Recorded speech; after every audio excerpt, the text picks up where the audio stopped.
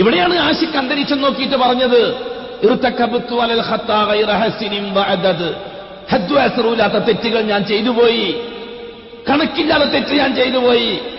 എന്റെ പ്രേമഭാജനമേ, ഞാൻ നിങ്ങളോടാണ് പാവലാതി പറയുന്നത് എന്ന് വെച്ചാൽ എനിക്ക് വെറുത്തുക നബിയേ എന്നാണോ അർത്ഥവാക്കിന്റെ അർത്ഥം? ആവശ്യമില്ലാതെ അർത്ഥം വെച്ചിട്ട് ജനങ്ങളെ മുശ്രിക്കാക്കുന്നതിനാ?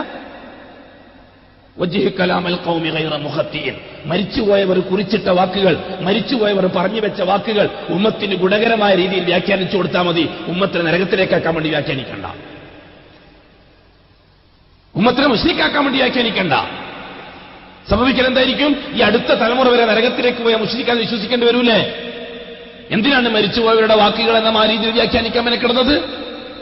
ജീവിച്ചിരിക്കുന്നവർക്ക് ഇങ്ങനെ മനസ്സിലാക്കി കൊടുത്താൽ പോരെ? ഒരാശിക്ക് മൈസൂക്കോട് പറഞ്ഞ വാക്കുകളാണ്, അന്തരീക്ഷം നോക്കിക്കൊണ്ട് തന്റെ പ്രേമവാചനത്തോട് സംസാരിച്ചതാ. എന്താണ് സംസാരിക്കാൻ ന്യായം? മഹബത്ത് വർദ്ധിച്ചപ്പോൾ. മഹബത്ത് വർദ്ധിക്കാൻ കാരണം എന്താണ്?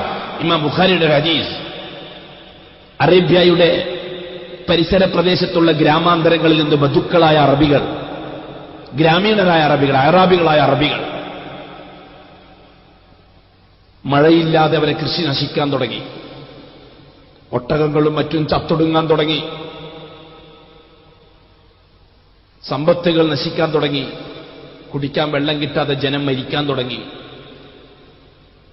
ഈ ഗ്രാമീണരായ അറബികൾ റസൂലുള്ളാഹി തങ്ങളെ ഹദറത്തിലേക്ക് വന്നു. ഇമാം ബുഖാരിയുടെ ഹദീസാണ്, യാ റസൂലല്ലാഹ്, മഴയില്ല നബിയെ, ഞങ്ങളെ സ്വത്തുക്കളൊക്കെ നശിച്ചു നബിയെ, ഒട്ടകങ്ങൾ ചത്തൊടുങ്ങി, ഞങ്ങൾക്ക് കുടിക്കാൻ വെള്ളമില്ലാതെ ഞങ്ങളും ഇപ്പം മരിക്കും. അല്ലാഹുവോട് പറ നബിയെ, കുറച്ച് വെള്ളം തരാൻ. ഇഷ്കാണ്. നമ്മൾ റസൂലുള്ളാഹി തങ്ങളെ വെറും ഒരു നിയമം പഠിപ്പിക്കുന്ന ഗുരുനാഥം മാത്രമായിട്ടേ കണ്ടിട്ടുള്ളൂ. നമ്മുടെ ആത്മാവുമായിട്ട് അഷ്ടബുദ്ധത്തിനെ ബന്ധിപ്പിക്കാൻ നാം തയ്യാറാണ്. നിയമത്തിന്റെ സൂചിമുനയിൽ ഈ ഉമ്മത്തിനെ തളച്ചിട്ട് വട്ടം കിടക്കണ്ട. ഈ ഉമ്മത്ത് രക്ഷപ്പെടുന്ന രീതിയിൽ പറഞ്ഞു കൊടുത്തിട്ട് സലാമത്താക്കി കൊടുക്കും. രക്ഷപ്പെട്ടോളൂ ഉമ്മത്തെ നരകത്തിലേക്കാക്കാൻ മെനക്കെടണ്ട. അഡ്ജസ്റ്റ് ചെയ്തിട്ട് സ്വർഗത്തിലേക്കാൻ പറ്റുമെങ്കിൽ അങ്ങനെ ചെയ്യും. ഒരു വിധത്തിലും പറ്റാത്തത് മാത്രം നേർക്കേറെ പറഞ്ഞു കൊടുക്കും. അതാണ് ഇസ്ലാഹ്, അതാണ് ഉമ്മത്തുള്ള ഗുണകാംക്ഷ. എങ്ങനെയെങ്കിലും സ്വർഗത്തിലേക്കാൻ പറ്റുമോ നോക്കുക, നരകത്തിൽ രക്ഷപ്പെടുത്താൻ പറ്റുമോ നോക്കുക.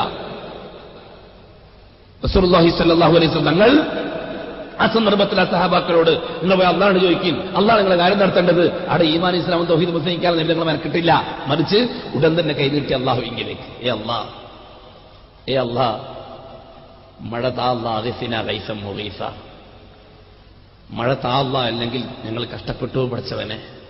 സഹാബാക്കൾ എഴുതി, ഹദീസിന്റെ കിതാബ് എഴുതി, സഹാബാക്കൾ പറഞ്ഞു, ഞങ്ങൾ വെയിലും കൊണ്ട് വന്നു, മഴയും കൊണ്ട് തിരിച്ചുപോയി എന്ന്. എന്നുവെച്ചാൽ അഷ്റഫുൽ ചോദിക്കലായി, അള്ളാഹു തആല മഴ പെയ്യിപ്പിക്കലായി, ഇവർ മഴയും കൊണ്ട് തിരിച്ചു പോകലായി.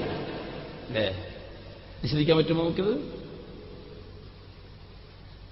നാട്ടിലെത്തുമ്പോഴേക്ക് വെള്ളം കയറി എല്ലാം നശിച്ചു. കുറെ ഒട്ടകം വെള്ളത്തിൽ മുങ്ങി ചത്തു, കുറെ കൃഷി അതൊന്നേ നശിച്ചു. ആകമാന വെള്ളപ്പൊക്കം നാട്ടിലെത്തുമ്പോഴേക്ക് ബേജാറായി. പിറ്റേന്ന് കാലത്ത് വീണ്ടും വന്നു നബി ഞങ്ങളുടെ ഹദറത്തിലേക്ക്, അതേ ഹദീസിന്റെ ബാക്കി. യാ റസൂലല്ലാഹ്, വെള്ളം കൂടിപ്പോയി, ഞങ്ങളുടെ മൃഗങ്ങളൊക്കെ ചാകാൻ തുടങ്ങി, വെള്ളത്തിൽ മുങ്ങിയിട്ട് കൃഷി നശിക്കാൻ തുടങ്ങി. വെള്ളം പറയാനുള്ള നബിയെ, മദീന പറയാ നബിയെ. അഷ്റഫുൽ തങ്ങൾ ഞാനെന്ത് പറയാനാ, നിങ്ങൾ അല്ലാണ്ട് വയ്ക്കെന്ന് പറഞ്ഞില്ല ആ സമയത്ത്, മറിച്ച് അല്ലാഹുമ്മ ഹവാലൈന വലാ അലൈന, യാ അല്ലാഹ് ഇനി കടലുകളിലും പർവ്വതങ്ങളിലും പെയ്യിപ്പിച്ചാൽ മതി, ഈ കൃഷിക്ക് ദോഷമാകുന്ന രീതിയിലൊന്നും ഇനി മഴ കണ്ട പഠിച്ചവനെ. സഹബാക്കൾ പറഞ്ഞു, ഞങ്ങൾ മഴയും കൊണ്ട് വന്നു, വെയിലും കൊണ്ട് തിരിച്ചുപോയി. ഹദീസാണ് ഇത്. ഹദീസ് പഠിച്ച ഒരു ഉമ്മത്ത്, ഒരു മുസ്ലിം, ഒരു മുഅ്മിൻ, ഇവിടെ റസൂലുള്ളാഹി തങ്ങൾ ദുആ ചെയ്ത് ഉത്തരം കിട്ടി എന്ന് മാത്രമല്ല മനസ്സിലാക്കുന്നത്, പിന്നെ കരുണക്കടലായ ബഹുമാനപ്പെട്ട ഹബീബായ മുത്തോറുള്ള പ്രേമം വർദ്ധിക്കുകയാണ്. കാരണം ഉമ്മത്തോറുള്ള മഹബത്ത് ആ റസൂൽ ഇത്രമാത്രം ഉണ്ടാകുമ്പോൾ സ്നേഹം അങ്ങോട്ടും വരികയാണ്. ഈ മഹബത്തും മനസ്സിൽ വെച്ച് നിറച്ചിട്ട് യാത്ര ചെയ്യുമ്പോൾ ഇത് ചിന്തിച്ചടക്കുന്ന ഹബീബോട് കാമുകം പറയുകയാണ്, യാ റസൂലല്ലാഹ്, തെറ്റ് ചെയ്ത് ഞാൻ നശിച്ചു നബിയെ, ഞാൻ നിങ്ങളോടല്ലാതെ പിന്നെ ആരോടാ പരാതി പറയുക എന്ന് തന്റെ പ്രിയപ്പെട്ട പ്രേമഭാജനത്തോട് സംസാരിച്ച കാമുകന്റെ വാക്ക് മാത്രമാണത്. അതിൽ ഒരു ശുർക്കും ഒരു കുഫ്റും അടങ്ങിയിട്ടില്ല.